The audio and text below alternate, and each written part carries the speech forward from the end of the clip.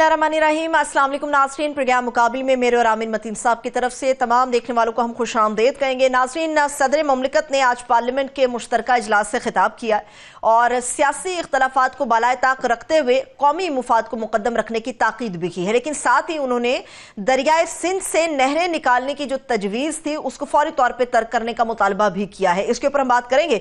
लेकिन पार्लियामेंट का आज जब मुश्तरका इजलास जारी था तो पाकिस्तान तहरीक इंसाफ की तरफ से भरपूर एहतजाज किया गया, शोर शराबा जारी रहा। वहां पर तहरीक इंसाफ की हद तक बात करें या फिर हम मुकम्मल अपोजिशन की बात करें तो इन तमाम जमातों की सियासी हिकमत अमली क्या है, अभी तक कुछ वाज़ेह नहीं हो पा रहा। सिर्फ एहतजाज है, शोर शराबा है, करने क्या जा रहे हैं, क्या कुछ सोचा गया है, किस तरह से आगे बढ़ा जाएगा, इसके ऊपर कोई भी चीज़ जो है वो हमें सामने नज़र नहीं आ रही।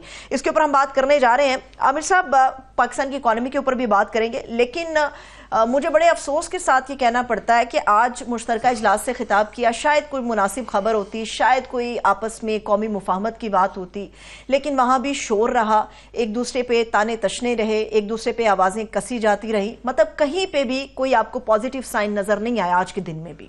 खैर, ये तो पिछले मैं समझता हूँ कोई 1-2 दहाइयों से अब सिलसिला शुरू हो गया है। मुझे याद नहीं पड़ता कोई ऐसा साल जिसमें कि किसी सदर की तकरीर पुरअमन तरीके से सुनी गई हो, और ये सिर्फ मुकाबला ये होता है कि पिछली दफ़ा से ज़्यादा शोर मचाया गया है या नहीं है।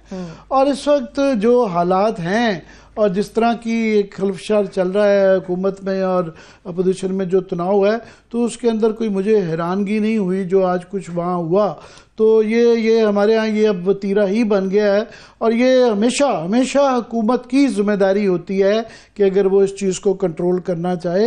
हुकूमत को उनका एक रवैया सा बन गया, उनको ये परवाह नहीं रह गई भी है कि किसी को उन्होंने अपीज़ करना है या ठंडा करना है या नहीं है, वो एक अपने ही पैटर्न पे चल रहे हैं। ये हाँ, अब आसिफ ज़रदारी साहब की जो तकरीर है, नॉर्मली ये state of the union address जैसे बरतानिया में बादशाह सलामत करते हैं या अमेरिका में state of the union address होता है, ये तारीखी तौर पे ये एक ड्राफ्ट भेजती है हुकूमत को, और हुकूमत जो है वो उसको पास करती है और सदर वो पढ़ देते हैं। उसके बाद पार्लियामान उसके ऊपर डिस्कशन करता है।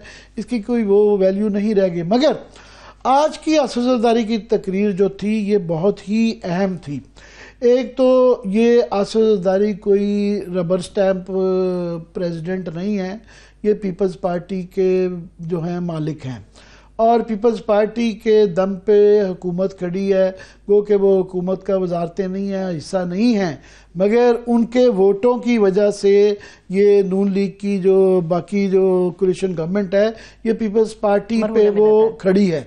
सो उनका बात करना एक वज़न रखता है, और बात भी एक ऐसे टॉपिक पे जो कि बहुत ही हसास है कि जो 3 नहरें निकाली जा रही हैं, थल, एक ग्रेटर थल तनाल और एक चोलिस्तान की नहर जो है, और ये सबको पता है कि SAFC का प्रोजेक्ट है।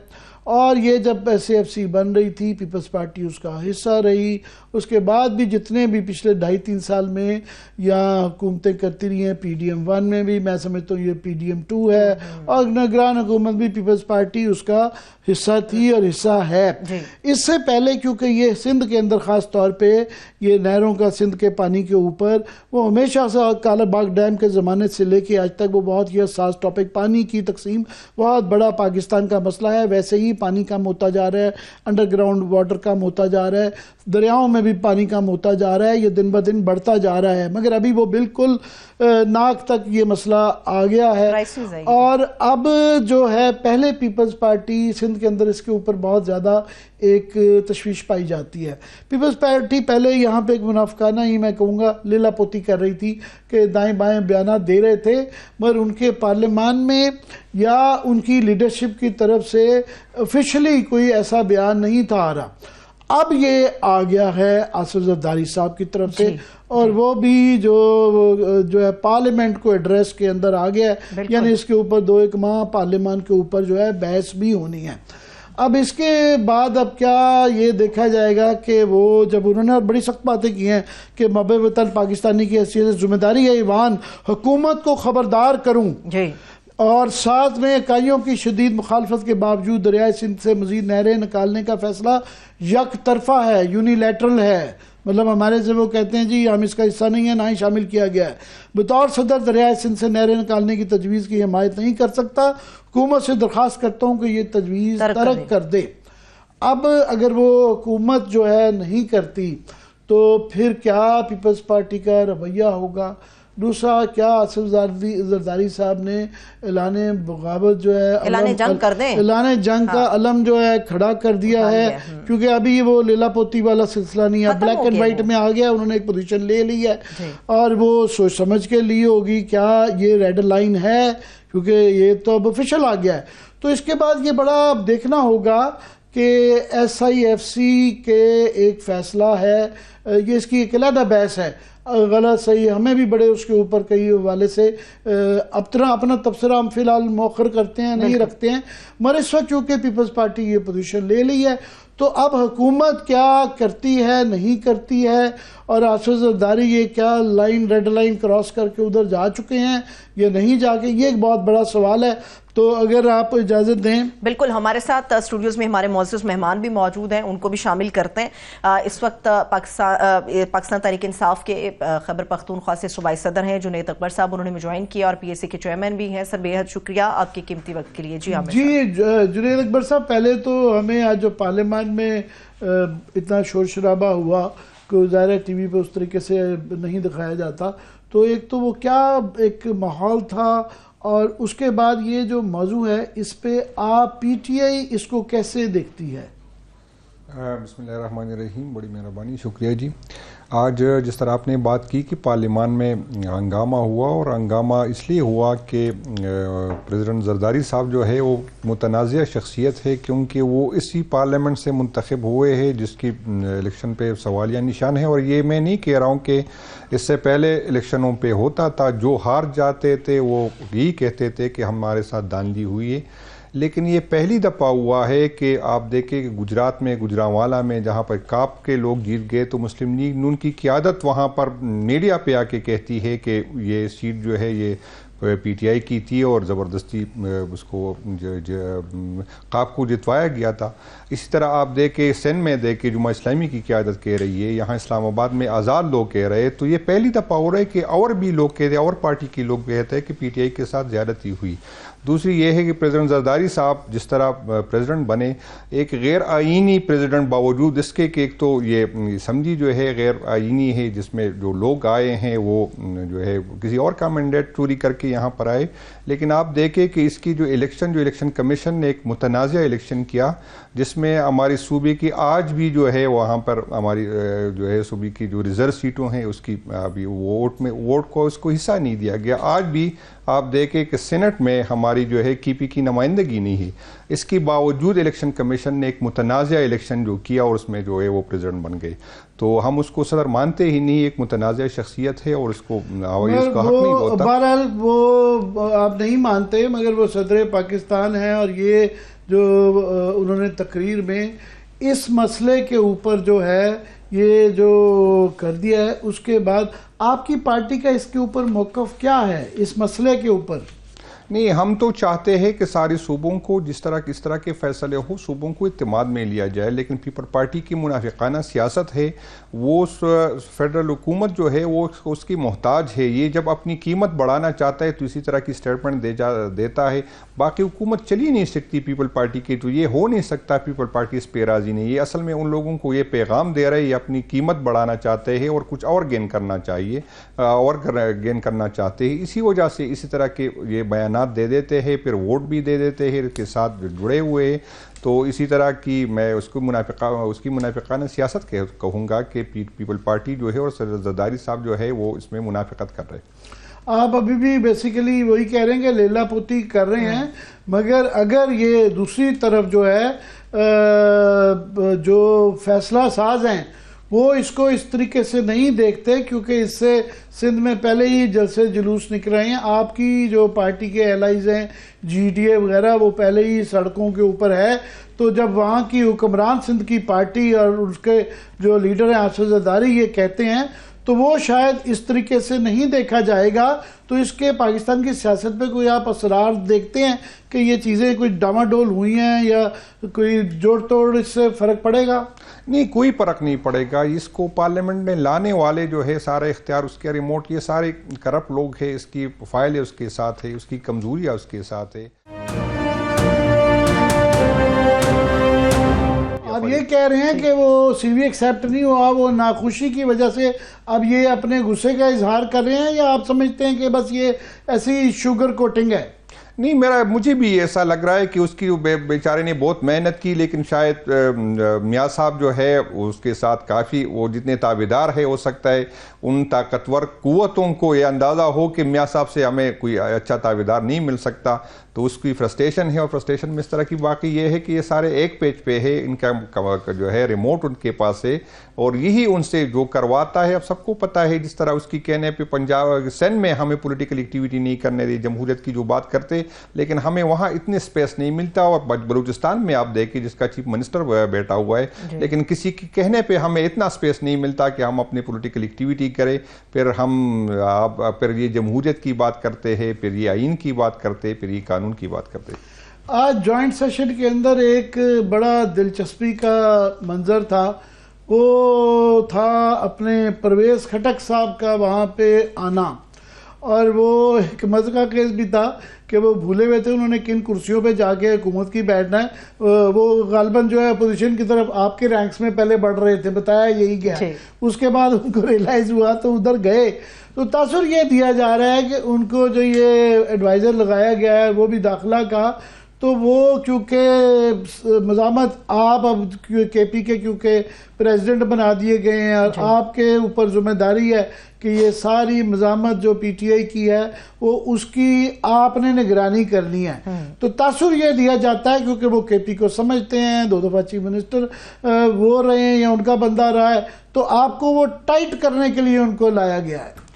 اصل میں یہاں پر میں آپ کو ایک بات مزید کی بتا دوں کہ پچھلے دنوں میں نے ایک بات کی تھی مسلم لیگ نون کے ایم این ایس کے ساتھ، ہم بیٹھے تھے اسمبلی میں، تو میں نے کہا کہ اور بھی لوگ آ رہے کسی اور کے کوٹے سے، تو اس نے بتایا کہ نہیں، کسی اور کی تو حکومت ہے، مسلم لیگ نون کا کوٹا ہے.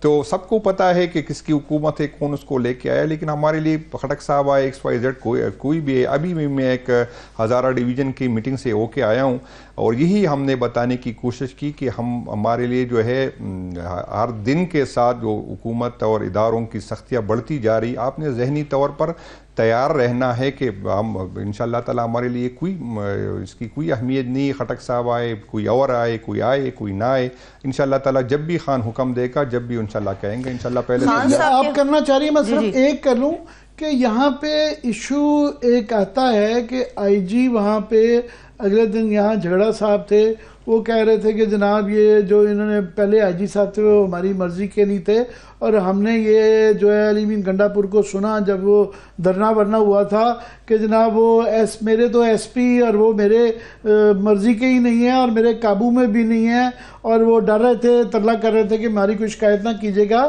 تو یہ ابھی وہاں آئی جی اور چیف سیکرٹری جو ہیں وہ آپ کی حکومت کی مرضی کے ہیں یا نہیں ہیں؟ اصل میں آپ کو یہاں بتا دوں، یہاں پہ آئی جی جو بھی ہو، چیف سیکرٹری جو بھی ہو، یہاں پر اختیار کسی اور کے پاس ہوتا ہے. آپ کو اگر یاد ہو جب اکتوبر میں چیف منسٹر صاحب یہاں سے میں معاف کیجیے گا آپ کی بات کا کلامی کر رہا ہوں، مگر میں نے یہ ماضی میں دیکھا ہے پنجاب کے اندر بھی یہ ایشو جب نواز شریف صاحب اور بے نظیر صاحبہ یہاں ہوتی تھی، وہ ان کی مرضی کا 3 نام ان کی طرف سے آتے تھے اور ان کی مرضی کا لیا جاتا تھا. اگر ان کی مرضی کا نہیں آتا تھا، یہ حال ہی میں سندھ میں ان کی مرضی کا جب آئی جی نہیں تھا آیا، انہوں نے اس کو بے اختیار کر کے قانون میں بھی کئی دفعہ تبدیلی کر دی جاتی ہے کہ جناب وہ ایک بے اختیار کر کے یہ چیف منسٹر چاہے تو اس کے حق میں ہوتا ہے. تو یہ کہہ دینا صرف کہ جی حکومت بھی ہے ہماری مگر بے اختیار رہے، یہ اصل میں یہ جو آپ جو بات کر رہے ہیں وہ پولیٹیکل حکومتوں کی کرتے ہیں. یہ اصل میں یہ ایک میں بتاؤں آپ کو، تو یہاں پر اس کی پوزیشن مختلف تھی، یہاں پر اختیارات کسی اور کے پاس ہے. اور آپ کو یہ میں بتا دوں کہ ایک ڈی پی او صرف اس وجہ سے چیف منسٹر سے تصویر کھینچنے سے آپ کو اس نے بتایا کہ وہ ڈر رہا تھا کہ کوئی اور لوگ ناراض ہو جائیں گے. تو یہاں پر اختیار کسی اور کا ہے، آئی جی جو بھی ہو، چیف سیکرٹری جو بھی ہو، لیکن کنٹرول کسی اور سے ہوتا ہے. تو بدقسمتی بدقسمتی ہماری یہ ہے کہ جس کو مینڈیٹ ملتا ہے اس کے پاس اختیار نہیں ہوتا، اور جس نے آئین میں جس کے رول متعین ہے، سب کے رول متعین ہے، جس کا اختیار نہیں ہے وہ اختیار استعمال کرتے ہیں۔ سر آپ نے ابھی کہا کہ جی اختیارات، اس کو ذرا بڑے کینوس پہ دیکھ لیتے ہیں، پاکستان تحریک انصاف کے حوالے سے اختیارات کسی اور کے پاس ہوتے ہیں، تو اس کو ٹیکل کرنے کے لیے پولیٹیکل اسٹریٹجی بنائی جاتی ہے۔ بدقسمتی سے معذرت کے ساتھ مجھے کہنا پڑ رہا ہے کہ ہمیں پتہ ہے کہ خان صاحب کے جو کیسز ہیں ان میں تقریباً بیشتر کی جو نوعیت ہے وہ سیاسی قسم کی نوعیت ہے۔ لیگل ٹیم کہتی ہے، ان کا موقف ہے کہ ہم تو اپنا کام کر رہے ہیں، لیکن خان صاحب کا باہر آنا یا پھر پی ٹی آئی کا دوبارہ سے ریوائیو کرنا تو وہ سیاسی حکمت عملی کے تحت ہوگا۔ آپ کا تو ورکر بھی اب ہر پلیٹ فارم کے اوپر یہ آواز اٹھا رہا ہے، پولیٹیکل اسٹریٹجی نظر نہیں آ رہی۔ صرف یہ پتا تھا اپوزیشن اکٹھی ہو رہی ہے، صرف یہ پتا تھا کہ کچھ ہونے جا رہا ہے، لیکن نہ تو وہ الائنس ہمیں بنتا ہوا نظر آ رہا ہے، نہ ہی کوئی آگے کی شکل ہمارے سامنے ہے۔ نہیں، میں آپ کو یہ بتا دوں کہ خان صاحب کے 100% جو کیسز ہے وہ پولیٹیکل ہے، اس میں تو کوئی وزن ہے نہیں۔ یہاں پر اگر آپ خان صاحب کے نکلنے میں تو اس میں یہ نہیں کہ ہماری وکیلوں کی ٹیم نہیں ہے یا ہماری، یہاں پر مسئلہ یہ ہے کہ آج میں آپ کو بتا دوں کل جو ہمارا کیس لگا ہوا تھا، آج جو ہمارا کیس لگا ہوا تھا، جج صاحب غیر حاضر ہو گئے، اور یہ روٹین میں ہوتا ہے جب بھی ہمارا کیس لگا ہوتا ہے۔ کل خان صاحب کا کیس لگا ہوا ہے تو ابھی پتا چلا کہ نہیں سر، میں پوچھ رہا ہوں لیگل کے علاوہ پولیٹیکلی آپ لوگ کیا کر رہے ہیں؟ تو پولیٹیکل طور پہ جو ہم جتنے بھی فورم ہیں ہم استعمال کر رہے ہیں، چاہے اسمبلی کے اندر ہو، اسمبلی سے باہر ہے، لیکن ہمیں اسپیس اتنا محدود کیا گیا ہے، جو آئین ہمیں حق دیتا ہے کہ پرامن احتجاج کرے، تو پرامن احتجاج کو آپ نے دیکھا کہ ہم پہ گولیاں چلا دی گئی ہے۔ باقی اور پولیٹیکل لوگوں کے ساتھ ہم بالکل انگیج ہیں اور کوشش ہماری یہی ہے، لیکن ہماری ضرورت نہیں ہے کہ ہم چاہتے ہیں کہ سارے پولیٹیکل لوگوں کو ساتھ لے کے آگے جائے۔ اس میں کافی ہم کچھ چھوٹی پارٹیوں کے ساتھ ہم نے اکٹھے آئین کی بحالی کے لیے ہم نے بنائی ہے۔ جے یو آئی کے ساتھ آپ کو لگتا ہے کہ آپ کا اتحاد ہو جائے گا کہ یہ کیا؟ ایک تو انہوں نے صاف کہا ہے کہ 26ویں آئینی ترمیم میں کیونکہ ہم ووٹ دے چکے ہیں تو ہم اس ڈیمانڈ میں آپ کی کہ شامل نہیں ہو سکتے۔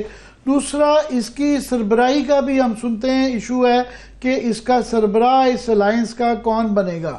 نہیں، ہماری جو ہم منیمم پوائنٹس پہ کوشش کر رہے ہیں کہ اس پہ سب کو ایک پیج پہ ہو، اور وہ ہے کہ آئین کی بالادستی ہو، قانون کی بالادستی ہو، اور فری اینڈ فیئر الیکشن ہو، آزاد الیکشن کمیشن ہو۔ میرا نہیں خیال کہ اس پہ کسی پارٹی کو، باقی ہمارے ایک دوسرے سے بالکل تحفظات بھی ہے، اور بالکل آپ نے صحیح فرمایا 26ویں آئینی ترمیم پہ ہم تو چونکہ اس پارلیمنٹ کو نہیں مانتے تو اس کی قانون سازی میں ہم نے حصہ نہیں لیا۔ جماعت اسلامی کا اپنا تھا کہ اگر ہم اس میں حصہ نہیں لیتے جو امنڈمنٹ آنی تھی وہ زیادہ خطرناک تھی، تو اس کی اپنی ہے، تو اس کی رائے کا بھی ہم احترام کرتے ہیں، اور اس کی ہے اب ایک سب کمیٹی ہم نے بنائی ہے جس پہ ہم مولانا صاحب کی جو شکایت ہے ہم سے ہے اور ہماری جو شکایت ہے مولانا صاحب سے، انشاءاللہ تعالیٰ وہ کوشش کریں گے کہ سب کمیٹی میں وہ خان سے اپروول لینے کے بعد انشاءاللہ تعالیٰ وہ ہم بیٹھیں گے، دوبارہ بیٹھیں گے، اور سربراہی کا کوئی ایشو نہیں ہے۔ لیکن سر جو آپ 26ویں ترمیم کی بات کر رہے ہیں، میں گزشتہ روز ہی جے یو ایف اے کے کامران مرتضیٰ صاحب کو سن رہی تھی، ان کا یہ کہنا ہے کہ 26ویں آئینی ترمیم کے اوپر پاکستان تحریک انصاف مکمل راضی تھی، مگر عمران خان صاحب سے آپ کی ملاقات ہوئی، اس کے بعد آپ لوگ جو ہے وہ بیک فٹ پہ چلے گئے، اور جے یو ایف اے کا یہی اختلاف ایک سب سے زیادہ نظر آتا ہے کہ پاکستان تحریک انصاف جو بات کرتی ہے ہم سے اور پھر کچھ دن کے بعد یا کچھ وقت کے بعد وہ اس سے پیچھے ہٹ جاتی ہے، تو یہ بھی ایک اختلاف آپ لوگوں کے درمیان، کیا آپ اس کی تصدیق کریں گے؟ ایسا ہے؟ نہیں، گلے تو ہماری بھی، میں نے پہلے بھی بات کی کہ مولانا صاحب اور اس کے پارٹی سے ہے، اس کے بھی گلے شکوے ہوں گے، انشاءاللہ تعالیٰ اس کو حل کریں گے۔ پی ٹی آئی تو پہلے اس پارلیمنٹ کو اس کی قانون سازی پہ یقین نہیں کرتی، اس پارلیمنٹ کو ہم نہیں مانتے، تو ہم کس طرح اس قانون سازی کا حصہ بنتے؟ اور جس طریقے سے اس کی امینڈمنٹ کی گئی، سب کے جس کے بچوں کو اٹھایا گیا، خواتین کو اٹھایا گیا، اربوں روپوں کی افر، ایک ایم این اے کو اربوں روپے کی افریں آئی ہے، جس طرح کے لوگوں کو اٹھایا گیا، تو وہ اس طرح کی قانون سازی کا نہ تو پی ٹی آئی حصہ بن سکتی تھی اور نہ پی ٹی آئی جو ہے اس کی، ہم تو اسی دن پہ ہم مذمت کی، ہم آج بھی کر رہے کہ قانون سازی اس طرح نہیں ہونی چاہیے۔ اگر ملکی مفاد میں کوئی قانون سازی ہو تو اس طرح جس طرح 25ویں آئینی ترمیم ہوئی، جس طرح اس سے پہلے بھی آئینی ترمیم ہوئی، سب کو اس پہ ڈیبیٹ ہوتی ہے، اس پہ مختلف اسٹیک ہولڈر کو بلایا جاتا ہے، اس سے بات کی تھی، اس کو سنا جاتا ہے۔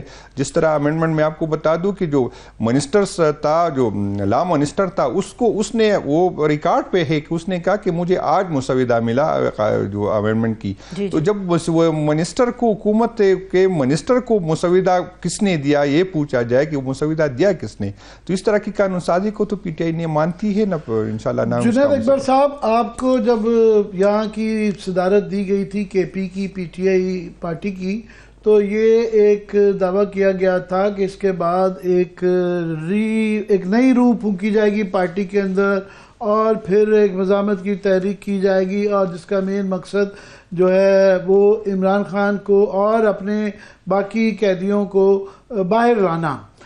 ابھی یہ دونوں چیزیں اندرونی لڑائیوں کی زیادہ خبریں چلتی ہیں، مگر یہ جو بیسک ایجنڈا تھا یہ تھوڑا سا کمزور پڑا ہوا نظر آتا ہے۔ نہیں، ایسی کوئی بات نہیں۔ ابھی بھی میں ہزارہ ڈویژن کی میٹنگ سے میں ہو کے آیا ہوں، اور یہی میں نے اس کو بتانے کی کوشش کی کہ وہی لوگ عہدہ لے سکے جو بھگتنے کو تیار ہو۔ پہلے ہی جو ہے یہاں پہ جو جتنی انسٹیبلٹی ہے، پولیٹیکل بھی، اکنامک بھی، اور جو معروضی حالات ہیں دنیا بھر میں، یہ تو بڑا وہ ابھی بھی آپ قائم ہیں اس پہ؟ نہیں، بالکل ہم اسی پہ قائم ہیں۔ ہمارے پاس آپشن کیا رہتا ہے جب آپ پولیٹیکل ایکٹیویٹی نہیں کرنے دیتے؟ ہمیں پارلیمنٹ میں جو ہے جس طرح کی قانون سازی ہوتی ہے، مینیس کو اٹھاتے ہیں، ہم یہاں ان حکومت کو سب کو ہمیں پتہ تھا کہ بے اختیار لوگ ہیں، لیکن آپ لوگ کہتے تھے کہ پولیٹیکل لوگوں کے ساتھ نہ بیٹھے، ہم اس کے ساتھ بیٹھ کے مزید اس کو ایکسپوز کیا کہ ہم نے جو ہماری سب سے بڑی ڈیمانڈ تھی کہ 8 فروری میں دھاندلی ہوئی، ہم اس سے بھی پیچھے آ گئے۔ ہم نے کہا کہ جو 9 مئی کا الزام ہم پہ ہے، اس دن ہم نے لاشیں اٹھائی، ہم نے جو ہے زخمی اٹھائے، FIR بھی ہم پہ کاٹی گئی، اور ہم کہتے ہیں کہ اس کی جوڈیشری انکوائری ہو۔ پھر ہم نے جو 26 نومبر کو یہاں اسلام آباد ہم نے کہا اس پہ، اور حکومت ہمارے ساتھ مان بھی گئی۔ پھر وہ مانتے کہ کیونکہ کسی اور نے اختیار نہیں دیا، پہلے دن سے یہ کہتے تھے کہ ہم اس کے ساتھ بات کریں گے جس کے پاس اختیار ہو۔ پھر بتایا گیا کہ آپ پولیٹیکل لوگوں کے ساتھ، ہم پولیٹیکل لوگوں کے پاس بیٹھ کے، اور ہم نے ایکسپوز کر دیا کہ ان کے بے اختیار لوگ ہیں۔ اور میں آپ کو بتا دوں، یہ پہلی حکومت ہے جس کو زبردستی حکومت دی گئی ہے، تو یہ تاریخ میں کبھی نہیں ہوا۔ ابھی احتساب کے ادارے جو ہیں وہ سارے ہی متنازع بن چکے ہوئے ہیں۔ ایک بہت زیادہ جو معتبر ادارہ ہے وہ پبلک اکاؤنٹ کمیٹی ہے، اور وہ پہلے تو وہ نگران حکومت ایکسٹینڈڈ رہی، پھر 1 سال بعد اب آپ اس کے بنے ہیں، تو میں اس کی تفصیلات دیکھتا رہتا ہوں۔ تو وہاں پہ جو ہے کیا بتایا جاتا ہے کہ 36,000 پینڈنگ کیسز ہیں، اور 4 لاکھ غالباً آڈیٹر جنرل کے پاس جو ہیں وہ پیراگراف ہیں۔ تو ماضی میں بھی دیکھا کہ وہ ہوتے ہیں، سب کچھ ہوتا ہے، مگر اس میں سے نتیجہ کوئی نہیں نکلتا۔ اس دفعہ آپ سمجھتے ہیں کہ یہ نتیجہ کچھ نکل آئے گا؟ کسی نہ کسی جگہ اس پہ کہیں نہ کہیں کوئی اس کی کسی کو کچھ پہنچا دیں گے، کوئی تلافی ہو جائے گی؟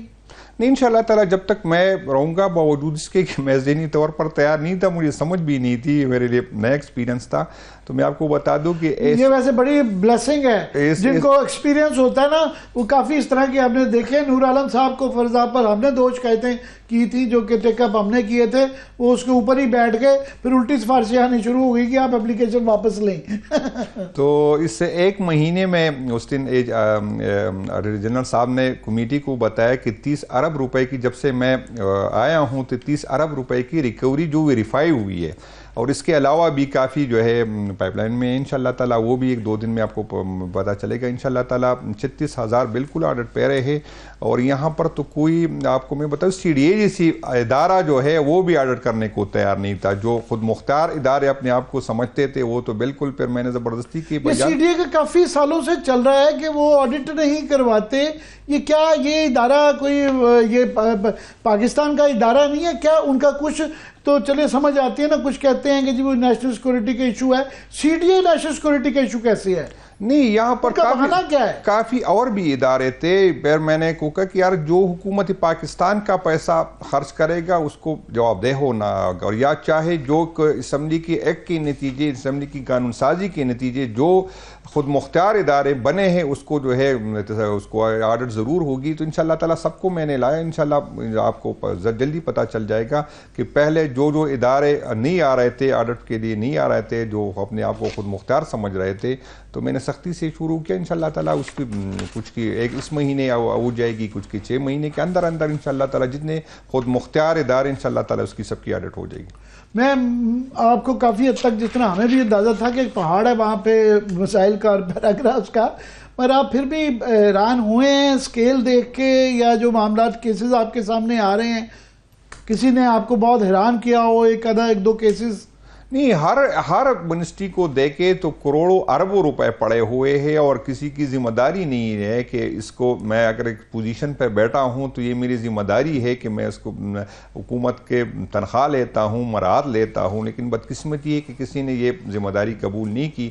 اور انشاءاللہ تعالیٰ جب تک میں ہوں گا تو یا تو جب کرسی پہ ہوں گا تو انشاءاللہ تعالیٰ یہ جو ذمہ داری کسی کی ہے وہ انشاءاللہ پوری کرے گا، اگر نہیں تو پھر کسی اور کو، جب تک میں ہوں گا انشاءاللہ تعالیٰ اس کو مجبور کروں گا کہ وہ اپنی ذمہ داری پوری کرے اگر حکومت پاکستان سے تنخواہ اور مراد لے. بہت بہت شکریہ جنید اکبر صاحب ہمارے لیے وقت نکالنے کا. میں چاہوں گا کہ دو ایشوز جو کہ ہمارے پینڈنگ لاسٹ ویک بھی ہو گئے تھے ان کے اوپر میں تھوڑی سی بات کر لوں.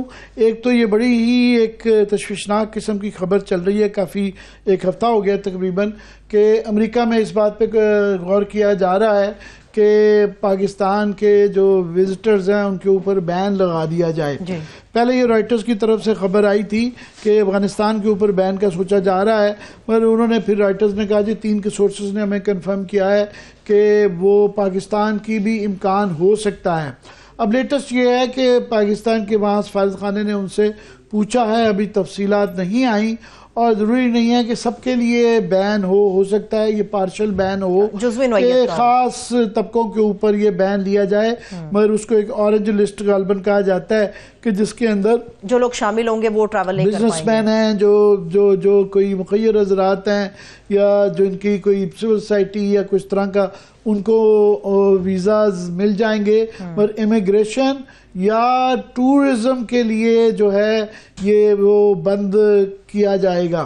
تو یہ ہے کہ بہرحال ایک تو پاکستان کا آپ دیکھیں جو لسٹ تھی جس کو ماضی کے اندر بین کیا جاتا رہا ہے، وہ یمن، سوڈان اور جو ہے ایکسس آف ایول جو ہے نا ان ملکوں کو بین کیا جاتا ہے. تو یہ پہلے ہی ایک تو امریکہ کی طرف سے وارننگ تو ٹریول آ گئی ہے، وہ پہلے بھی آتی رہتی ہے، اور یہاں پہ کیونکہ سیکورٹی کے ایشوز ہیں تو اس کی سمجھ آتی ہے. مگر یہ ایک بہت زیادہ ہمارے لیے تشویشناک ہوگا، اور میں سمجھتا ہوں کہ ایک ایکسٹریم سٹیپ ہوگا. میرا خیال ہے کہ شاید ایسا نہیں ہوگا، مگر یہ اس کے اوپر جو ہے یہ کہ اس طرح جتنا سنگین معاملہ ہے اتنا ہمارے ہاں ٹیک اپ نہیں کیا جا رہا، کیونکہ ہم دنیا سے جو ہے IMF کا ہم اس کے اوپر بات بھی کریں گے کہ جو ابھی حالات چل رہے ہیں، یہ نہیں ہے کہ IMF سے ہمیں ٹرانش مل جائے گا. یہاں پہ جو جس طرح US ایڈ بند ہو گئی، یہاں پہ جو ہے نیٹو ختم ہو گئی، نیفٹا ختم ہو گئی، تو کل کو یہ جو بریٹن ووڈز کے ادارے کہلائے جاتے تھے، ورلڈ بینک اور IMF وغیرہ، یہ ان کے بند ہونے کا بھی چانس ہے. تو یہ بھی وہ ہے. مگر ہم دنیا سے اس وقت انویسٹمنٹ چاہ رہے ہیں، ہمیں ڈونرز کی ہیلپ چاہیے. تو ہمیں اگر یہ اس طرح کا میسج آتا ہے کہ جی ہمارے اوپر ٹوٹل جو ہے بین کر دیا گیا ہے امریکہ وزٹ کرنے کا، تو یہ معاملہ جو ہے یہ بڑا یہ آپ بین کی بات کریں عامر صاحب، میں اس میں کچھ تھوڑا سا ایڈ کرنا چاہوں گی آپ کی اجازت سے. اس سے پہلے بھی بتایا جاتا کہ یہ بڑا کنٹروورشل رہا ہے جو بین آپ بتا رہے تھے، یہ پہلے بھی ٹرمپ نے لگایا تھا، لیکن جن کنٹریز کے اوپر لگا تھا ان کے اور پاکستان میں زمین آسمان کا فرق ہے. پہلے میں بتا دیتا ہوں، Cuba, Iran, Libya, north Korea, Somalia, Sudan, Syria, Venezuela یا یمن. مگر ابھی تو جو ساری کیٹیگریز آتی ہیں، یہ جو ٹیررزم وہ لسٹ جو آئی ہے اس کے اندر بھی ہم انہی ملکوں میں جو ہے تقریباً کوئی بھی پیمانے آپ دنیا میں جو ابھی سرویز آتے ہیں تو ہم آخری پیمانوں پہ ہوتے ہیں، اور ہمارا اکثر جو مقابلہ ہوتا ہے وہ سب سہارن غربت کے اندر سب سہارا افریقہ جو دنیا کا غریب ترین ملک ہے اس کے ساتھ کیا جاتا ہے، مالی کے ساتھ کیا جاتا ہے، یا افریقہ کے وہ ممالک کا کیا ہے. سیکورٹی کے حوالے سے افغانستان، سوڈان، یمن جو ہے ان ملکوں کے ساتھ کیا جاتا ہے. تو پہلے ہی پاکستان کے پاسپورٹ کی وہ عزت نہیں رہ گئی، اسی لیے یہاں سے ہر کوئی یہاں سے جا رہا ہے، دوڑ رہا ہے. سو یہ مسئلہ ہے. تو اس لیے میں سمجھتا ہوں کہ یہ اس کے اوپر جو ہے حکومت کو بجائے اس کے کہ یہ بین آ جائے، یہ اپنے تعلقات جو ہیں اس کو ایکٹیویٹ کر کے یہاں پورا ایکٹیو ایک ایکشن نظر آنا چاہیے. صرف سفارت خانے پہ نہیں چھوڑ دینا چاہیے کہ وہ پتہ کریں کہ جناب آپ کی ہمارے لیے کی. لاسٹلی ایک اور جو اگر 1-2 منٹ میرے پاس 1 سے 1.5 منٹ ابھی باقی، 1 سے 1.5 میں ایک ایشو اور جو ہے کہ ہم نے شروع میں بات کی کہ آصف زرداری صاحب نے جو آج یہ بات کی ہے نہروں کے پانی کو کہ سندھ کا پانی جو ہے گو کہ پنجاب کا یہ کہنا ہے کہ یہ ہم پنجاب کے اس میں وہ ہیں، مگر وہ ایک بڑی ٹیکنیکل اس کے اوپر آبجیکشن بھی ہیں، پولیٹیکل بھی ہیں، علاقائی بھی ہیں، سی سی آئی کا مسئلہ بھی ہے، لیگل اینڈ کانسٹیٹیوشنل ایشوز بھی ہیں، مگر ایک اور وہ دراڑ کیا آ گئی ہے ان کے اور اسٹیبلشمنٹ کے درمیان میں، حکومت شاید اس کے اندر ریلیونٹ ہو، اور مریم بی بی اس لیے کہہ رہی ہیں کہ جناب اگر کسی کو مسئلہ، مجھ سے تو کبھی کسی نے بات نہیں کی، اور ایک اور ایشو جو ہے وہ پیپلز پارٹی کی جو آبجیکشن آئی ہے کہ احسن اقبال صاحب نے یہ فرمایا ہے کہ 190 پاؤنڈ جو تھے وہ جو آئے تھے، وہ 190 ملین پاؤنڈ جو تھے وہ چونکہ بیریا ٹاؤن کو 460 یا 420 ارب روپے کا جو جرمانہ کیا گیا تھا اس کی قسط تھی، تو یہ سندھ حکومت کو ملنا چاہیے تھا۔ اب یہ احسن اقبال صاحب نے کہا ہے کہ ہم نے اس کو دانش اسکولوں کے لیے پنجاب کے اندر اس کا استعمال کیا جا رہا ہے، تو یہ سندھ کی طرف سے یہ ایک اور یہ والا میں بتا رہا تھا، ایک آنے والے دنوں میں سندھ اور وفاق کے درمیان میں یہ ایک دراڑ آ گئی ہے، اس کے اوپر دیکھیں گے کہ دوسرے یہ بھی ایک مسئلہ ہے کہ وہ کہتے ہیں کہ یہ ہمارا پیسہ تھا، یہ ہمیں ملنا چاہیے تھا، یہ پنجاب میں کیوں چلا گیا، وفاق کیوں کس طرح سے اس کا استعمال کر سکتا ہے۔ چلیے عامر صاحب آپ کی اجازت تو مجھے بریک کی طرف جانا ہے، بریک سے واپس آئیں گے تو پاکستان کی اکانومی سمیت جو دنیا کے اندر ایک ٹیرف وار سٹارٹ ہو گئی ہے، پاکستان اس کو کتنی سنجیدگی سے دیکھ رہا ہے، سنجیدہ ہے بھی یا نہیں ہے، اس کے اوپر بڑی مفصل گفتگو کرنے جا رہے ہیں۔ Stay with us.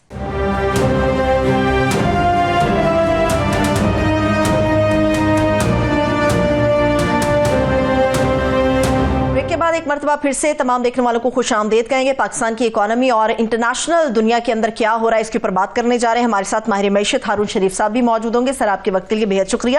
عامر صاحب مجھے یہ بتائیے گا کہ ہم آج سارا دن بھی آپ نے دیکھا ہوگا جس طرح سے چلتا رہا، اس نے اس کو یہ کہہ دیا، اس نے اس کو یہ کہہ دیا، آج صدر مملکت نے یہ کہہ دیا، اپوزیشن نے یہ کر دیا۔ دنیا کو اگر ہم دیکھیں تو وہ ایک وار کی طرف جا رہی ہے اور یہ وار معاشی سطح کی ہے۔ پاکستان کو ایسا لگتا ہے کہ ان چیزوں سے کوئی فرق ہی نہیں پڑتا، ہم جس قسم جی ہم اس وقت جو ہے یہ تاریخ ساز وقت سے گزر رہے ہیں، پورے ایک صدی میں اتنی تبدیلی نہیں آئی جتنی کہ چند ہفتوں میں آ چکی ہوئی ہے، ٹرمپ کے ایک مہینے میں آ چکی ہوئی ہے، اور ساری دنیا اس وقت انٹرنیشنل چینلز کو دیکھ رہی ہے اور اپنے مفادات کا تحفظ کر رہی ہے۔ آپ دیکھیں کہ سیکنڈ ورلڈ وار سے بنی ہوئی نیٹو تقریباً ٹوٹ چکی ہوئی ہے، اب یہ نہیں پتا کہ اس کی کیا حیت ہوگی۔ Europe on its own NATO اپنی بنا پائے گا، اور بنا پائے گا تو کیا وہ یوکرین کی حفاظت یا اپنی حفاظت کر پائے گا؟ آگے 3 سال روس کے مقابلے پہ امریکہ بھی شامل تھا، یوکرین بھی شامل تھا اور نیٹو بھی شامل تھی، اور پھر بھی نہیں مقابلہ۔ اب امریکہ اگر نکل جاتا ہے تو کیا اس کی ہوگی؟ اس کے بعد سب سے زیادہ جو اہم ہے، دنیا بھر میں اس وقت بڑی خوفناک قسم کی ٹیرف وار سٹارٹ ہو چکی ہوئی ہے۔ اس طرح کی جب مشکلات آتی ہیں تو اس موقع پہ یہ ایک اپرچونٹی بھی ہوتی ہے اور ایک خطرہ بھی ہوتا ہے، تو عقل مند ملک جو ہوتے ہیں وہ اس کے اوپر غور بھی کرتے ہیں، اسٹریٹجائز بھی کرتے ہیں، اور ہماری جیسی جو چونٹیاں ہاتھیوں کی لڑائی میں میں جملہ استعمال کرتا رہتا ہوں، اپنے بچاؤ کی تدبیر کرتے ہیں، جو کہ ہم نہیں کر رہے۔ ہو کیا رہا ہے کہ اس وقت جو ہے امریکہ نے نیفٹا تقریباً ٹوٹ گیا ہے، اور انہوں نے 25% کے قریب جو ہے نا ٹیرف جو ہے میکسیکو پہ بھی اور کینیڈا پہ بھی کر دیے ہیں، اور چین پہ بھی کر دیے ہیں، یورپ پہ بھی کر دیے ہیں، اور ریسیپروسٹی میں دنیا بھر میں جس ملک کو جو ان پہ ٹیرف لگاتا ہے انڈیا سمیت سب پہ کر دیے ہیں۔ اب وہ ملک بھی واپس وہ کر رہے ہیں، اس سے کموڈٹی کی پرائسز جو ہیں وہ اوپر نیچے خوفناک حد تک آگے جا سکتی ہیں۔ جیسے اب امریکہ کے لیے خود بھی مشکلات ہو سکتی ہیں کہ جو کینیڈا نے ریٹیلیٹری ٹیرفز کیے ہیں، وہ اب اس سے یہ ہے کہ ان کی زراعت جو ہے، دو ان کے ٹریڈ پارٹنر ہے زراعت کے، ایک امریکہ ہے اور ایک چائنا ہے۔ اب امریکہ بھی اگر نہیں لے پاتا، چائنا بھی نہیں آتا، تو ان کے لیے مشکلات ہیں۔ امریکہ کے لیے بھی مشکلات ہیں کہ وہ انرجی امریکہ سے لیتے ہیں، وہ وہاں سے زنک یا اس طرح کی منرلز لیتے ہیں، تو چین کا بھی اس طرح، سو یہ ایک بڑی مشکلات چل رہی ہیں۔ تو میں چاہوں گا کیونکہ ان چیزوں پہ بہت گہری نظر رکھتے ہیں ہارون، لوکل اکانومی پہ بات کرنے سے پہلے ہمیں کیا کرنا چاہیے and what is going in the international world? Haroon ji Aamir بہت شکریہ، اور آپ نے ایک بڑا اہم نقطہ اٹھایا ہے۔ ہم تو جو ہمارے اس وقت پالیسی میکرز ہیں وہ لگتا ہے کہ اس دنیا میں رہتے نہیں ہیں، اور وہ بالکل انٹرنل پالیٹکس اور انٹرنل پاپولزم میں پھنس کے رہ گئے۔ دیکھیں گلوبلی آپ نے آلریڈی انٹروڈکشن میں بتا دیا ہے कीमतें नॉर्थ अमेरिका में, कनाडा में और यूएसए में बढ़ेंगी टैरिफ वॉर से। ट्रंप साहब का ख्याल है कि वो अपना इकोनॉमिक मसल फ्लेक्स करके मजीद स्पेस और मजीद कॉन्ट्रैक्ट हासिल कर पाएंगे। यूरोप जो है इस वक्त सबसे मुश्किल सूरत हाल में है, क्योंकि अब अमेरिका ने उनको बड़ा क्लियर इंदिया दे दिया है कि मैं आपकी अलायंसेस से निकल रहा हूं, अपना कारोबार खुद संभालें और मैं ना यूक्रेन को सपोर्ट कर रहा हूं। यूरोप जो है वो इस वक्त रिसेशन की तरफ जा रहा है। जहां तक हमारा खित्ता है उसके अंदर जो चीन और उसकी वॉर पहले से चल रही थी वो इंटेंसिफाई हो गई है। लेकिन कुछ इंटरेस्टिंग चीज है, उन्होंने ईरान को एक ऑफर दे दिया कि जी आप अपना न्यूक्लियर प्रोग्राम खोलें तो हम आपके रिजर्व्स जो हैं उनको रिलीज करने के मुताबिक सोचेंगे। तो ये इतनी ड्रास्टिक चेंजेस आ रही हैं हमारे दाएं बाएं। अब हमारे ऊपर देखिए, हमारे ऊपर 4-5 तो बड़े डायरेक्ट इंपैक्ट्स हैं। हम एक्सपोर्ट पे जो थोड़ी बहुत है डिपेंडेंट हैं वेस्ट पे सबसे ज्यादा। हम कर्जे जो लेते हैं मल्टीलैटरल से, अगर उन्होंने overseas development assistance US add के बाद बंद कर दी तो ये वर्ल्ड बैंक वगैरह का साइज आधा रह जाए। नहीं, कल को अगर वो नेटो और नेफ्टा फारिग कर सकते हैं तो ये ब्रेटन वुड्स भी जो है, आईएमएफ और वर्ल्ड बैंक इनको खत्म भी कर सकते हैं, इनका रोल भी काम कर सकते हैं। जी मैं यही बात कर रहा हूं ना, क्योंकि एक बात जो चल रही है सोशल मीडिया पे कि इवांका ट्रंप को गालिबन वो कह रहे हैं कि वर्ल्ड बैंक की प्रेसिडेंट के लिए नॉमिनेट कर देंगे और वो इसमें drastic changes लाएंगी।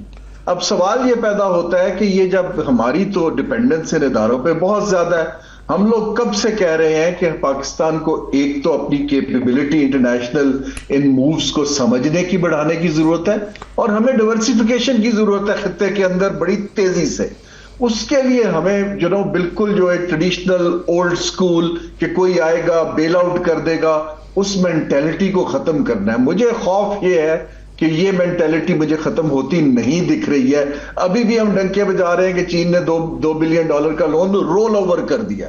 We need to now start talking on a different turf. मैंने अपने तौर पे कुछ ममालिक से जो बातचीत की है बड़ा खुशाइंद है। सऊदी अरब ने बाकायदा नए थिंक टैंक्स खोल दिए हैं जो सिर्फ ग्लोबल इकोनॉमी के ऊपर, कमोडिटीज के ऊपर, ऑयल प्राइसेस के ऊपर काम करना शुरू कर रहे हैं। तो जब तक हम लोग जो है इसका नॉलेज, इसकी कनेक्टिविटी और इसका जो रिस्क मिटिगेशन स्ट्रेटजीज नहीं बनाएंगे, इसके अंदर कोलैटरल डैमेज भी हो सकता है। बड़ा इंटरेस्टिंग नहीं, मुझे कोरिया की मिनिस्ट्री ऑफ कॉमर्स का फोन आया 2 हफ्ते पहले कि जी हम अपना चीन में जो इन्वेस्टमेंट्स हैं कुछ डिसइन्वेस्ट करने की सोच रहे हैं, क्योंकि हमें लगता है कि वहां पर हमारे पैसे डूब जाएंगे, तो हम कम कर रहे हैं। तो पाकिस्तान के मतलब आप बताएं हम कैसे आ सकते हैं, क्या पाकिस्तान तैयार है? So there is an opportunity कि ईस्ट एशिया और अमीर ममालिक जो हैं वो अपना रिस्क बढ़ाना चाह रहे हैं। तो अगर हम रीपोजिशन करें, अब उसके लिए लोग चाहिए, उसके लिए एक आपको बड़ा क्लियर महंगी रिसर्च के लिए इदारों से ताल्लुक चाहिए ग्लोबल। मैं अरुण क्विकली जाऊंगा कि पाकिस्तान के उस पर भी आ जाएं। आईएमएफ का फाइनल उसके अंदर जो है नेगोशिएशन चल रही हैं और हुकूमत बड़ी कॉन्फिडेंट है, मगर द सेम टाइम जो ज़राए के हवाले से खबरें चल रही हैं कि उन्होंने कहा कि जनाब ये जो आपको 605 अरब रुपए का शॉर्टफॉल है इसकी हमें ज़रा बताएं कैसे पूरे करेंगे। और 300 अरब रुपया तो ख़ास तौर पर वो कहा जा रहा है कि जी ज़रूरी और रिटेल के जरिए आएगा, पता नहीं कैसे आएगा, आज तक तो ये नहीं होता हुआ नज़र आया। और बाकी भी जो सुन रहे हैं कि जनाब वो पेट्रोल के ऊपर जो है ना बिजली के बिलों पे 2.8 रुपया पर यूनिट मजीद वो करने जा रहे हैं, या सरचार्ज पेट्रोल डीजल। दुनिया भर में बाय द वे 9 साल की कम तरीन सजा पे पेट्रोल आ गया है और ये मजीद महंगा करने जा रहे हैं। ये क्या करने जा रहे हैं? हो जाएगा IMF?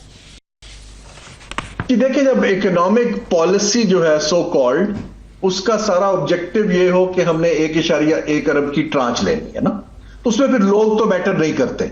तो जो हो रहा है इसका नक्शल में जवाब ये है कि मैं 23-24 साल से देख रहा हूं PSDP कटेगा मजीद और उसका पैसा इधर शिफ्ट किया जाएगा अपनी दिखाने के लिए रेवेन्यू। सेकंड ये होगा कि रिटेल, रियल एस्टेट और ज़राअत, ये 3 शोबे लास्ट टाइम हमने वादा किया था, उससे कोई खैर खा नताइज नहीं आए। आई थिंक रिटेल पे इन्होंने कुछ होमवर्क किया तो एक और स्कीम आ जाएगी कि किस तरह रिटेलर को नेट में लाया जाए। एग्रीकल्चर को और अभी रियल एस्टेट को, ये नियर टर्म में नहीं।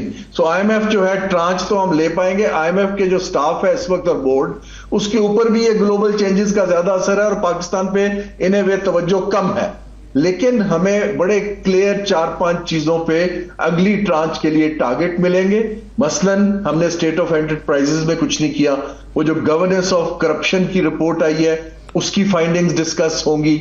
हमने जो कैप्टिव पावर प्लांट्स के ऊपर बढ़ाना था टैरिफ नहीं बढ़ाया, फिर हमने कहा बैक डेट में बढ़ा देते हैं। उन्होंने कहा जी कल को इसकी लीगल रेपरकशंस आ जाएंगी। इन्होंने कहा जी हम संभाल लेंगे, वो नहीं माने। हम अभी भी टारगेटेड सब्सिडी की बजाय पॉपुलिस्ट सब्सिडी की बात करते हैं, IMF रिजेक्ट कर देता है। सो ये चीजें अगले आपके रिव्यू के लिए इन ए वे एक स्ट्रक्चर या एक फ्यूचर डायरेक्शन वो देकर जाएंगे कि जी अगली ट्रांच लेनी है तो आपको 6 माह और देते हैं। मुझे लगता है कि ये ट्रांच तो इंशाल्लाह पाकिस्तान निकाल जाएगा, क्योंकि मैक्रो स्टेबिलिटी मॉनेटरी पॉलिसी अल्लाह करे निकाल जाए, हमारे लिए जरूरत भी है। मगर ये जरूर देखना होगा कि इतनी कमजोर हुकूमत ये रिटेल पे और ज़राअत के ऊपर, और ज़राअत के जो खास तौर पे वैसे भी बुरे हालात हैं कि जो गंदम की फसल और कपास की फसल है उसकी दोनों नीचे जा रही हैं, जो नीचे जा रही हैं। पर बहरहाल विल सी कैसे ये करेंगे। बहुत बहुत शुक्रिया हारून हमारे लिए वक्त निकालने का। Thank you so much. हारून शरीफ साहब हमारे साथ मौजूद थे। अभी आमिर साहब आपका भी शुक्रिया। इजाजत दीजिए, अपना बहुत सा ख्याल रखिए। खुदा हाफिज।